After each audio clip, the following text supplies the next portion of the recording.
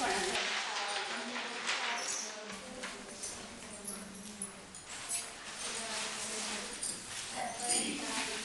3 inches వెడల్పుగా cut చేసుకోవాలని ఉంది కదా, అదే 3 ఇంచెస్ వెడల్పుగా కట్ చేసుకోవాలి. యాక్చువల్గా కట్ పెట్టుకున్నారంటే ఇలా అన్నేస్తే వచ్చేస్తాయి. అట్లా ఇందులో ఎన్ని భాగాలు అయితే 3 ఇంచెస్ ఉంటాయో, మీ టేప్ ఆల్రెడీ టైలర్స్ కాబట్టి మీకు 3 ఇంచులు ఎంత ఉంటుందో తెలుస్తుంది. ఎన్ని భాగాలు అయితే అన్ని భాగాలు ఇలా పీస్లు లాగా ఫస్ట్గా కట్ చేసుకోవాలి. ఇలా పీసెస్ లాగా